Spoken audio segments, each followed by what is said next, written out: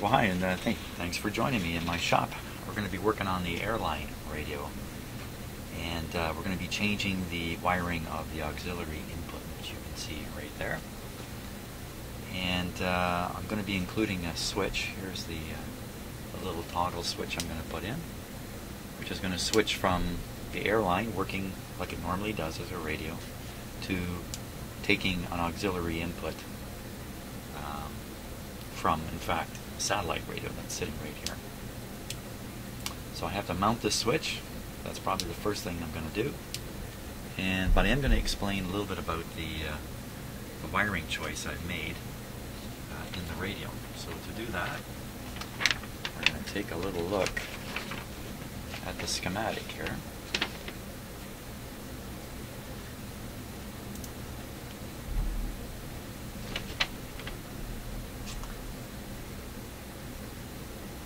There we are.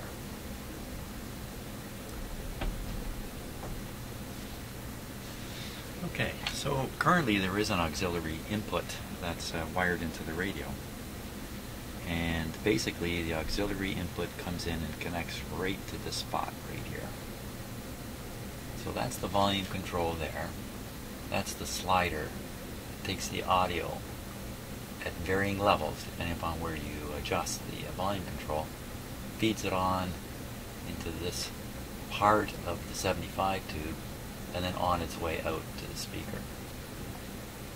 So this is a good spot to stuff in another audio signal. You could stuff it in here, but then you'd have to rely on the external device to control volume. Or if you stuff it in here, then this volume control will work, provided the level of signal coming in is okay. It's not too high or too low. And in fact, I know that this already has an auxiliary input and it already does work to a fair degree. But it has some problems with this technique, which is basically shoving the input into the high end of the volume control.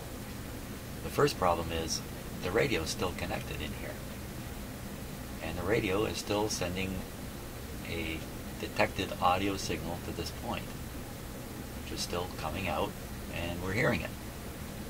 So if you plug in the satellite radio audio to here and don't do anything else, you now have two outputs to listen to. One is from the satellite radio, which of course is a crystal clear, high fidelity signal, and the crappy stuff coming out of the regular radio. And I say crappy stuff not because the radio is crappy, but because what's hitting the antenna out here is an awful lot of crappy stuff these days, coming from various noise sources and interference that no one seems to be too worried about anymore, kind of ruining the whole AM radio affair, especially if you have a fairly simple radio like this one that has a fairly simple front end. It can't reject very much of this noise.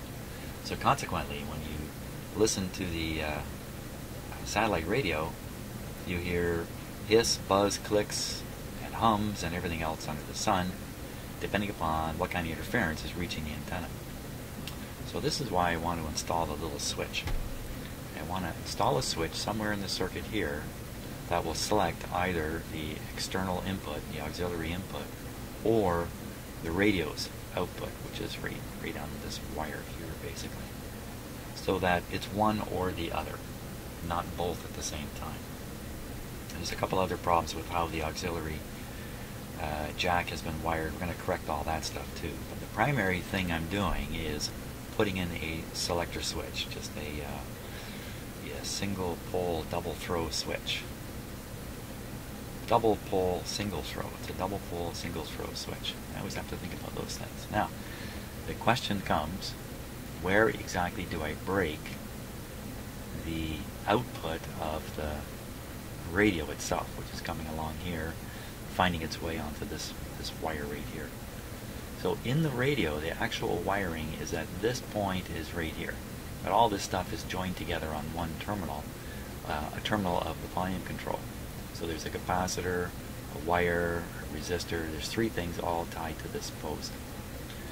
So I have some choices here. I can, looking at just using the schematic the way it's shown on the schematic, I can thank you furnace, I can insert the switch so it breaks the wire here, or breaks these two connections away, or I can install the switch in such a way that it breaks it right here. It's a little hard to point at, leaving the capacitor connected.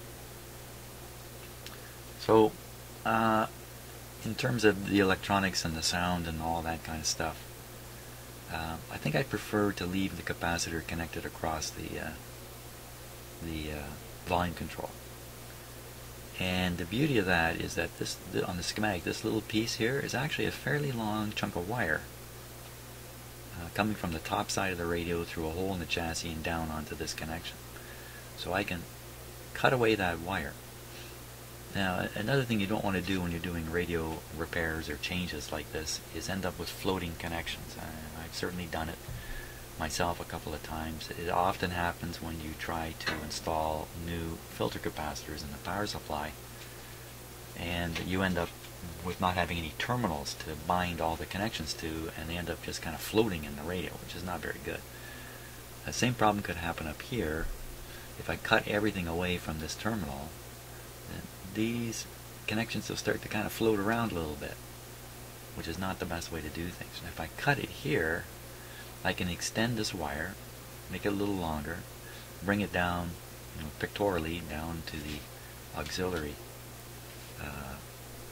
jack that's mounted on the back of the radio. Actually down to the switch, in fact, is where I would bring it.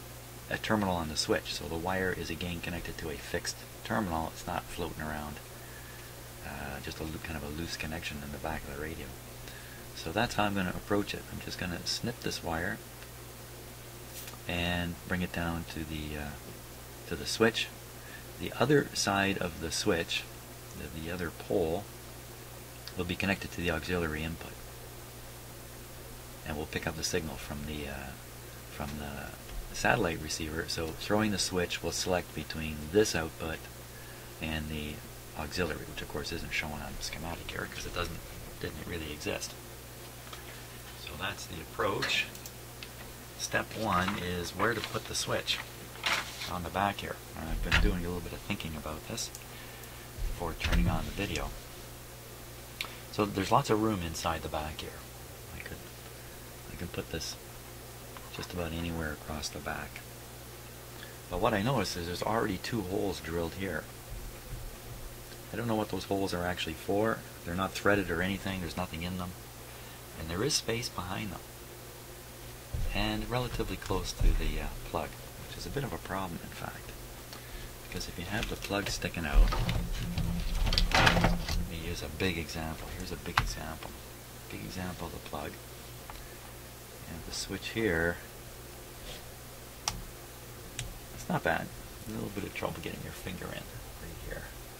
So they're a little close together. If they were really close like that, you'd actually have trouble getting at the switch. It'd be a little inconvenient, but I think that's not too bad. Now the beauty of there already being a hole is when I go to drill it, that's where the bigger hole, will have to drill it out a little bit. That's where the bigger hole will end up. I'm not going to have a problem with trying to get the drill to drill a hole exactly where I want it, because it's rather awkward working on a radio chassis that's got a whole bunch of radio mounted to it. Now, upper hole.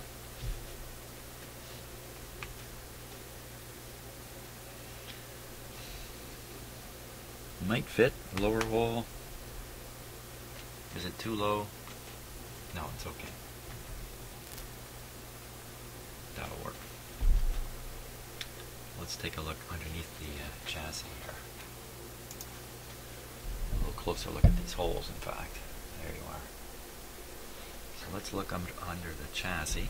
Again, this gets pretty darn awkward here. All this radio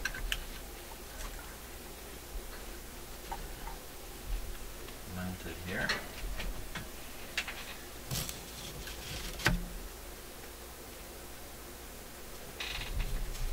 Okay, I'm just steadying up the radio so it won't tip. And the area we're talking about, there's the holes. And there's the space that I can work into. check this first of all.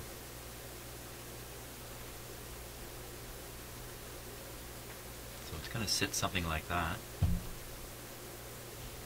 I think that's pretty good clearance there. In the camera it looks like this is pretty close to here, but it's actually not so close. I'm only going to be using these upper terminals. The lower ones I won't be wiring to, so it should be quite accessible. Double check the fortunately I can shove the little toggle knob through and get an idea of where it's going to end up. So I'm looking for the clearance here. You can see, yeah, it's not hanging over. It's not going to hang below the chassis. It's going to be just tucked up nicely. It's nice and close to the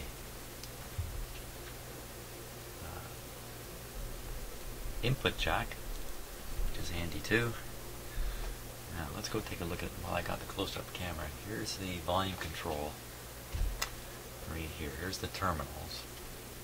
So there's the wire, the capacitor. Here's the extra input coming in, existing input, but I'm going to move that.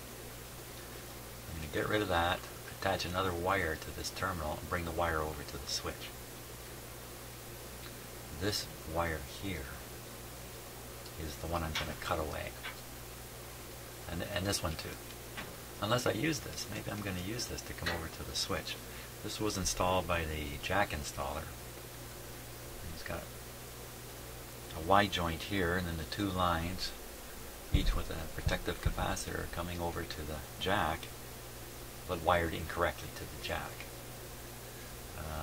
If you didn't watch the earlier videos, then I'll tell you now, this jack is wired in an incorrect manner on the assumption it's a stereo jack, and these two terminals are left and right. It's not. It's a mono jack with a built-in switch, speaker switch, like so many.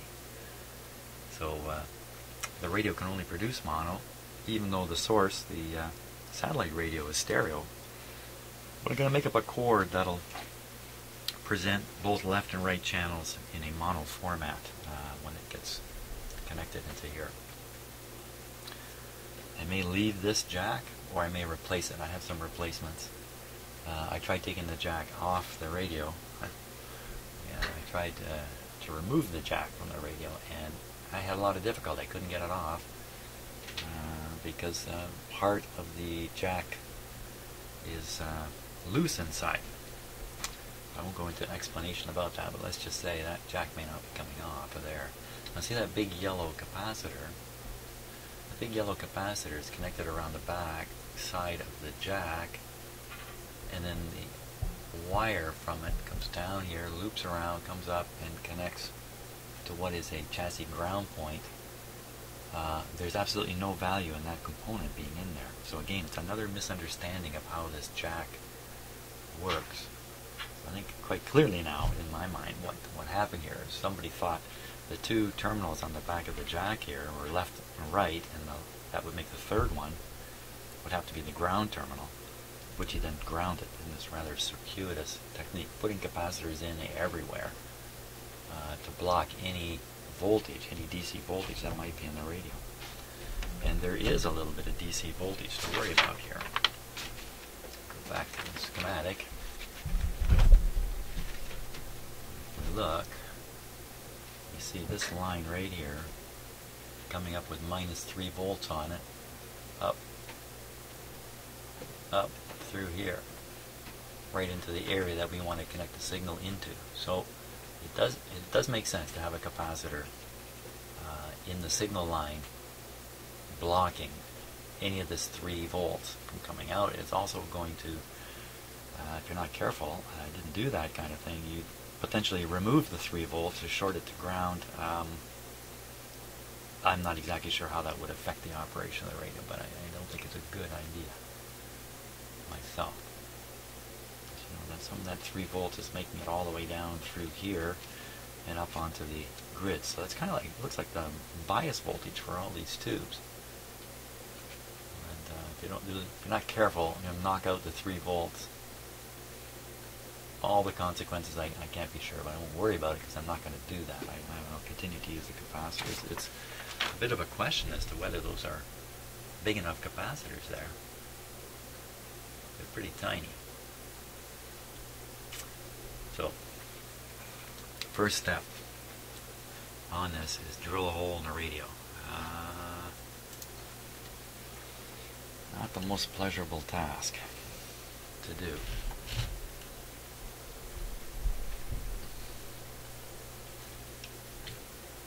There's a few dangers that come with it. One of them is drill a hole in the wrong spot. I'm not going to do that because I'm going to use this as the hole marker. Drill a hole, and as the drill goes through, it shoves into the radio and drills a few other things you don't want to drill. Holding this radio steady during this kind of work is not easy to do in itself. Lots of fragile parts sticking out of it. So I think that's my first challenge, is how to steady this radio so I won't lose control of it while I'm drilling. I'm going to have one hand on a heavy drill, drilling. And another problem with doing this is the metal shavings that are going to come out. They're going to fall here, and they're going to fall through the inside of the radio. That's not good at all. So I want to try to prevent that from happening as much as possible. I have a couple notions on that. So let me steady up the radio here, and we'll get the drill going. Hope it's charged. Okay, so I'm ready to drill. I've just taken some masking tape and made a chute or a slide or whatever you want to call it. Anyway, any bits of metal that come out will fall down to here. So I think we're all set here. Never too happy about doing this kind of stuff.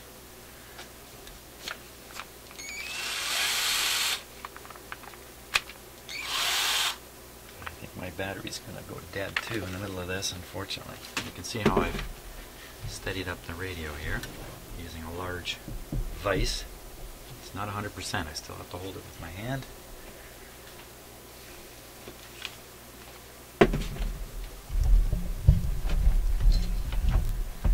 Change the camera here.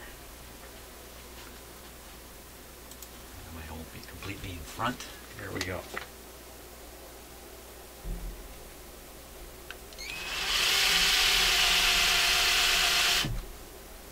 Pick the drill bit with no bite. Okay, gotta find another drill bit here. Okay, got my tried and true plug-in drill. There we go.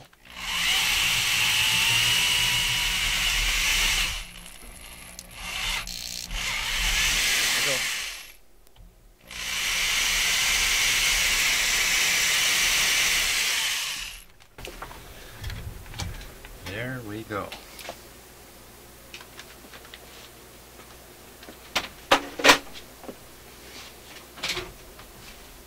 Give it a quick vacuum here.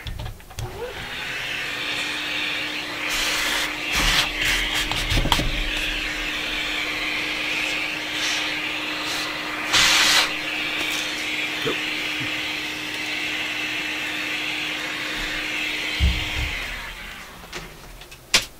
Very good. Now, is that a good enough hole? Yep. Very good. Happy that's over. Gotta leave the clamp on it for now.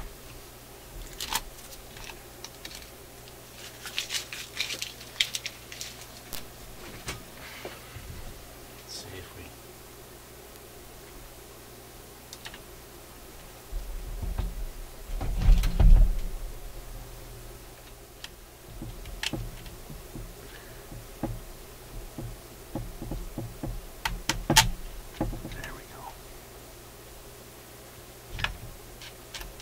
Okay, got the switch in. Just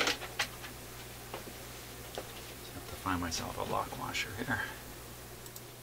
Okay, lock washer.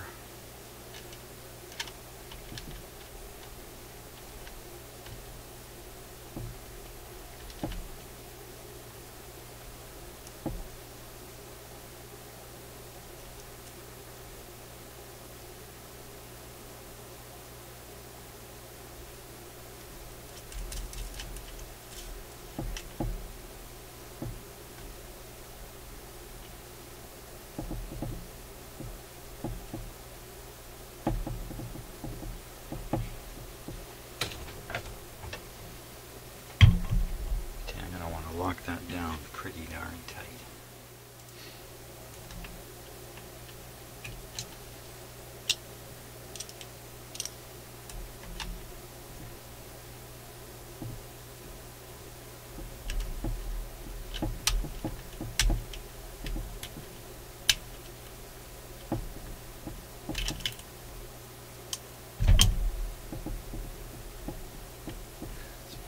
Tight there.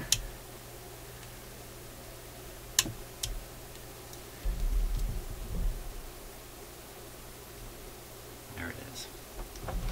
Right near this coil, which I don't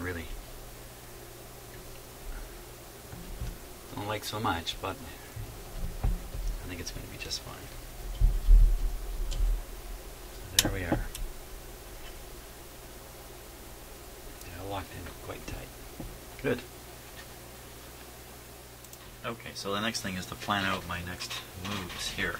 So, let's see, this yellow wire is connected to the volume control where I want the signals from both the radio and the satellite radio to get back to here from the switch. So what I could do is I can cut one of these.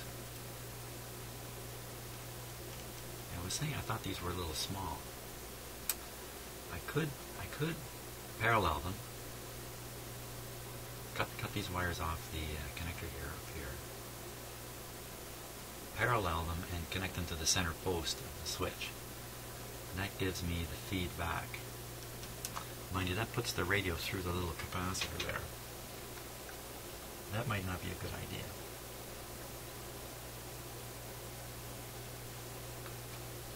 So what I would need to do then is cut them here and bring this yellow wire all the way to this center post. And it's not going to make it.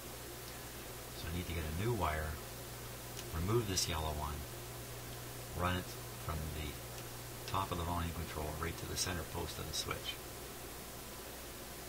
So that's one thing. So goodbye to this.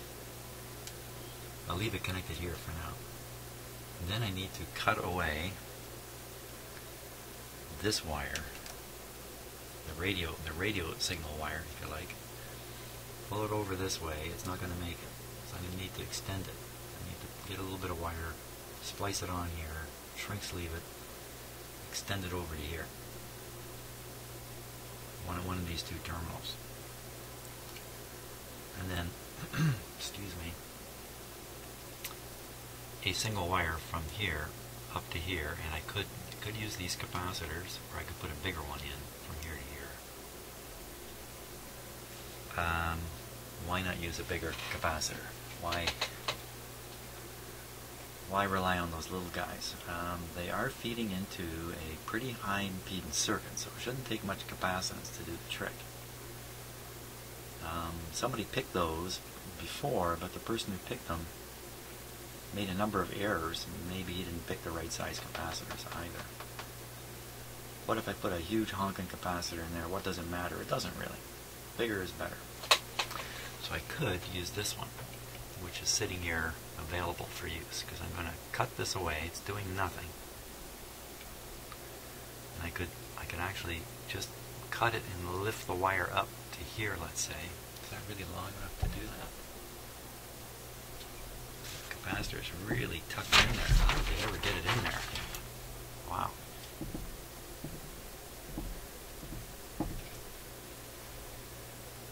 It must have come up through here.